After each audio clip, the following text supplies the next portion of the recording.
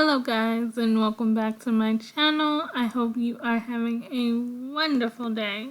In today's video, we are going to be talking about the February choices for Book of the Month. If you don't know what Book of the Month is a book subscription service where you can get one hardcover book a month for $16.95, but you can also add on 2 additional books from their selection for a price that will differ based on your status in Book of the Month. We have Book of the Month, then we have a friend tier that you require when you reach 3 boxes of Book of the Month, and you get to be BFF status when you get to being with Book of the Month for 1 year. Right now, I am a friend of Book of the Month. I have been getting Book of the Month since July of 2022, and I have pretty much enjoyed every book that I have gotten from Book of the Month so far. If you are curious about my ranking of all 12 books that I read last year, you can go check out that video on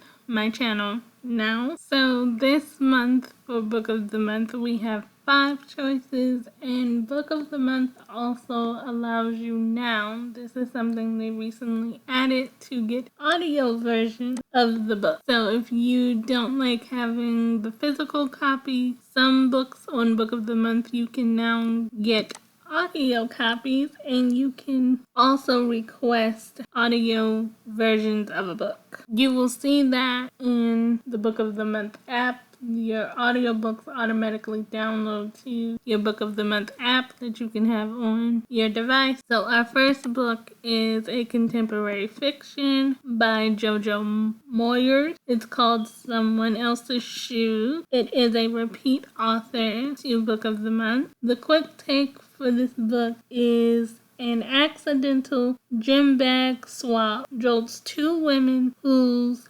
lives are on the rock into realizing it's time to seize their fate. That sounds interesting. The good to know, it's a 400 plus page. It's a multiple point of view, quirky marriage issue. The Why I Love It is written by Laura Hinkin. She's also the author of Happy and You Know It, which is also a book on Book of the Month. So basically what she's saying in this is that this book made her laugh, cry, and feel like she was wrapped in a warm hug. And you get to see 2 different women, middle-aged women, who learn a lot about themselves because of the gym bag swap. The synopsis of the book: who are you when you are forced to walk in someone else's shoes? I'm gonna be real honest with y'all. I identified with this, just the title of the book, because there are certain days that I wish other people can walk in my shoes. So the title is really what I identify the most about this book. Nisha Cantor lives the globe-rotting life of the serious wealthy until her husband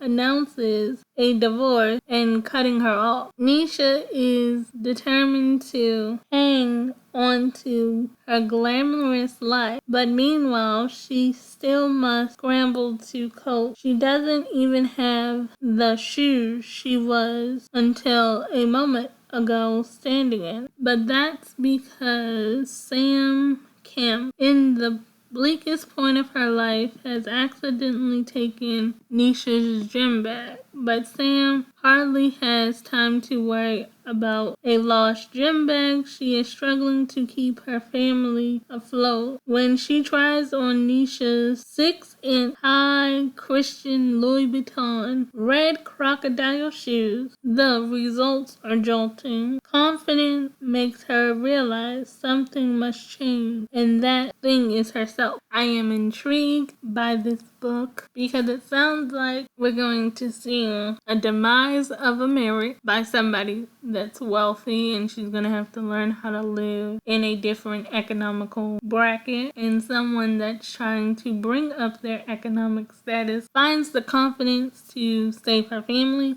So I like that. So remember, this one is a contemporary fiction. Book number 2 is a historical fiction called River Sing Me Home. It's a debut book. The cover is pretty. I like the birds and the reds, the oranges. This book is by Eleanor Shearer. I apologize if I said the name wrong. The quick take for this book: a mother loves knows no bounds in this gripping story of a formerly enslaved woman searches for her stolen child. Okay, this book is going to, I feel, just from the quick take, be powerful, sad, and let people learn about Black history. As you know, February is Black History Month. So this book is going to ring a lot of bells during a time where people are learning about Black history. So the quick takes for this book, well, the good to know for this book is it's a heavy read, it's literary, it's international, and there's a quest. The Why I Love It is written by Kaya Alderson. She also has a book on Book of the Month called Sisters in My Arms. She wants you guys to know that this book is powerful. The book centers around a Black female protagonist. It's a historical setting, and she says something interesting in her Why I Love It, where she says, when word arrived that the British have abolished slavery, Rachel runs. She runs because the children that had been snatched away from her are somewhere out there in the world, and there's no time to wait. So this woman is trying to find the children that were taken from her. So like I said, this book is going to be a powerful read for Black History Month. The synopsis is, her search begins with an ending. The master of Providence Plantation in Barbados gathers his slaves and announces the king has decreed the end of slavery. As of the following days, the Emancipation Act of 1834 will come into effect. The cries of joy fall silent when he announces that there are no longer his slaves. They are now his apprentice. No one can leave. They must work for him another 6 years. Freedom is just another name for the life they have always. So Rachel runs. I'm already reading this synopsis and just thinking about this in my head, and it's making me want to cry. Away from Providence, she begins a desperate search to find her children. The 5 who survived birth were sold. Are any of them still alive? Rachel has to know. That made my screen a little. Hold on, let me make this smaller. Why? Okay, there we go. Should be now a little too small. I can't. Hold on a little bit. There we go. Where were I? I'm just gonna start at the top of the second paragraph. Away from Providence, she begins the desperate search for her children. The 5 who survived birth and were sold. Are any of them still alive? Rachel has to know. The grueling, dangerous journey takes her from Barbados, then by the river deep into the forest of British Guyana, and finally across the sea to Trinidad. She is driven on by the certainty that a mother cannot be truly free without knowing what has become of her children, even if the answers is more than she can bear. These stories of Mary Grace, Michael Thomas, Augustus, Cherry Jane, and Mercy, but above all, this is the story of Rachel and the extraordinary strength, the extraordinary length to which a mother will go to find her children in her freedom. Okay, this book is going to be a tough read, but also a necessary read, and I will be adding this book to my TBR. Okay, let's move on to hopefully something a little bit lighter, because reading that I really want to cry. But we're going to finish this video without. Our third book is a romance. It is called Georgie All Along. It's by Katie Claiborne. The quick take for this book: a love letter to anyone who struggled to find their way. This is a spoon-worthy reminder to always bet on yourself. So this good to know part says emotional, buzzy, salacious, and underdog. The Why I Love It is written by Christina Lauren. She also has a book on Book of the Month called In the Holiday Haze. So in her Why I Love It, she wants you to know that Katie is a gifted writer. She has beautiful sentences in romance today.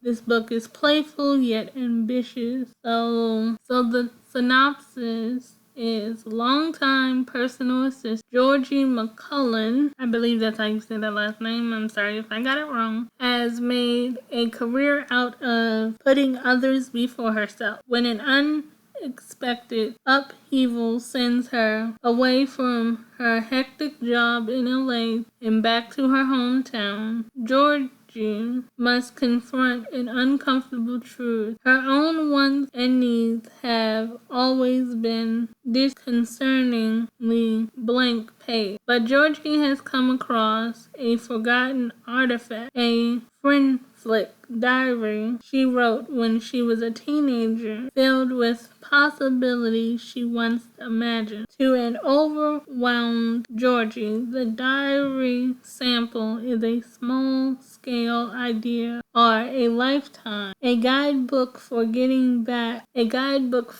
started on a new path. Georgie plans hit a snag when she comes face to face with an unexpected roommate, Levi Fleming, one-time town troublemaker and a current hometown hermit. But this quiet, grouchy man is more than just his reputation and offers to help Georgie on her quest. As these two make their way through her wish list, Georgie begins to realize that what she truly wants might not be in the pages of her diary after all, but right by her side, if only they both can find their way to let go of their past that hold them back. Well, this sounds like a cute, sweet romance because I think sometimes us as people, we let our past relationship deter us or make us feel like we don't deserve a healthy, good relationship. And I think this book will most likely bring that to the forefront. Book number 4 is a thriller. It's called The Writer's Retreat. It's a debut book.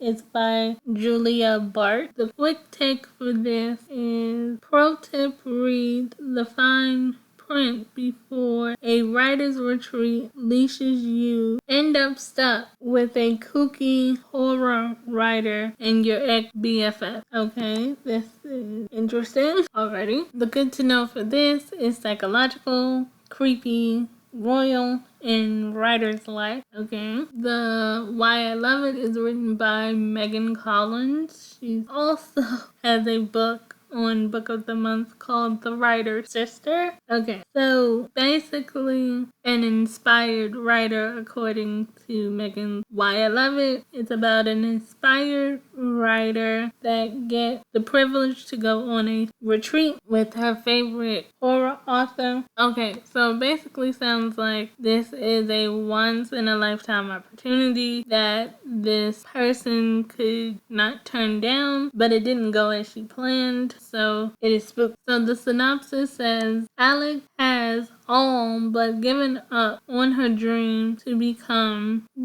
of becoming a published author when she receives a once in a lifetime opportunity to attend an exclusive month-long writing retreat at the estate of feminist horror writer Rosa Vallo. Even the knowledge that Ren, her former best friend and current rival, is attending doesn't damper her excitement. But when attendees arrive, Rosa drops a bombshell they must all complete an entire novel from scratch during the next month. The author of the best one will receive a life-changing 7-figure publishing deal. Wow, that really is an opportunity of a lifetime. But I wonder if regular authors can write a novel from start to finish in a month. If any authors or inspiring authors are watching this video, can you let me know? Like, do you honestly think you can write a book in a month? Is it possible? I'm just curious. Determined to win this seemingly impossible contest, Alex buckles down and tries to ignore the strange happenings at the estate, including Rosa's exotic behavior, Ren's cruel mind games, and the alleged hauntings of a mansion itself. But when one of the writers vanished during a snowstorm, Alex realized that something very sinister is afoot. When the clock runs out, she's desperate to discover the truth and save herself. I am intrigued by this book as well. Very interesting. Like, why did the person vanish in the snow? Is there really going to be a publishing deal at the end of the book? All the things I'm questioning right now. We have one more book. We have a contemporary fiction called Name by Jessica George. I'm not sure if I said the title of this book correct, so I apologize. Coming of age work. The quick take for this book: coming of age is hard work, but with this heartwarming story of self-discovery has plenty of laughs and wisdoms to spare. The good to know is family drama, sad, millennial, and immigration. The Why I Love It is written by Jared Farlene. He's a book of the month. He's a part of the book of the month editorial team. He lets us know that you will find yourself in great company of the characters. Okay. Synopsis, it says Maha is how you pronounce it. Maheh. I still might pronounce it wrong. Sometimes my pronunciation can be off. But if you want to know how to pronounce it, that's how it's written out. Has many meanings in the Twa, but in this case, it means woman. So the title of the book means woman. It is fair to say that Maddie's life in London is far from rewarding, with a mother who spends most of her time in Ghana, yet still somehow manages to be overbearing. Maddie's primary caretaker for her father, who suffers from an advanced stage of Park at work. Her boss is a nightmare, and Maddie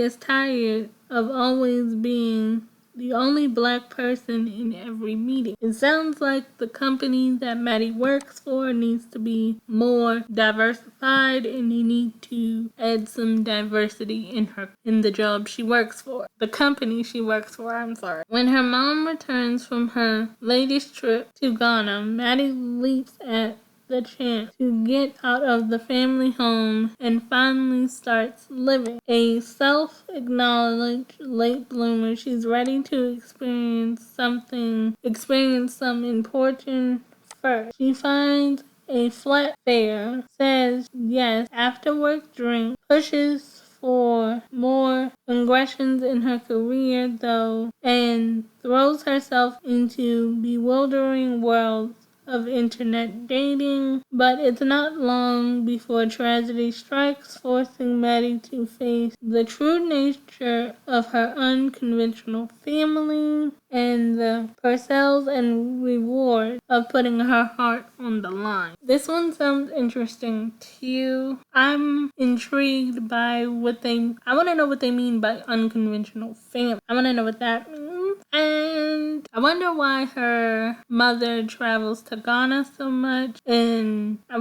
if she's overbearing, does Maddie resent her mother a little bit for being overbearing and also going back and forth to Ghana because her dad has Parkinson's? There's so many questions. Okay. So I did not pick out a book for February, but here's because when I found out Book of the Month has audio versions, which you can only look up on the app as far as I'm aware, I wanted the audio version of a book. So, and to do that, I had to skip a month to be able to use my book of the month credit to get an audiobook. So that's why I skipped a month. But I am planning to change my plan and come back for at least 3 of these books that we talked about. I want to read the romance book called Georgie All Along. I also want to read The Writer's Retreat. And I want to read Nahim.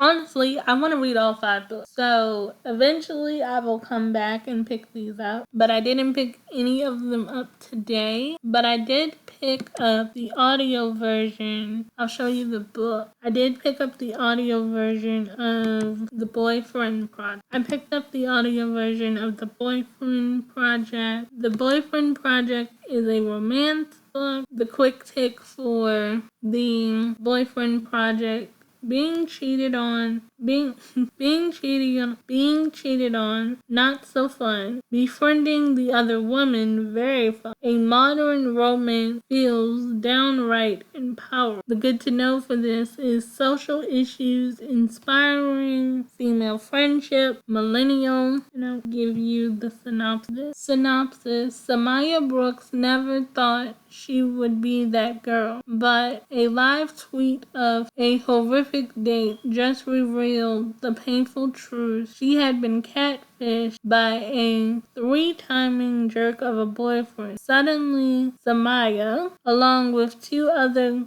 girlfriends, London and Taylor, have gone viral online. Now, the 3 new besties are making a pact to spend the next 6 months investing in themselves. No men, no dating, no worries about their relationship status. For once, Samaya is putting herself first. That includes finally developing the app she always dreamed of creating, which is the exact moment she meets the deliciously sexy honey-eyed Daniel Collins at work. What are the chances? When it comes to love, there's no such thing as a confidence. But is Daniel really boyfriend material, or is he maybe just a little too good to be true? So this was the audiobook that I picked up. I have it on my book of the month. Now, I haven't started reading it.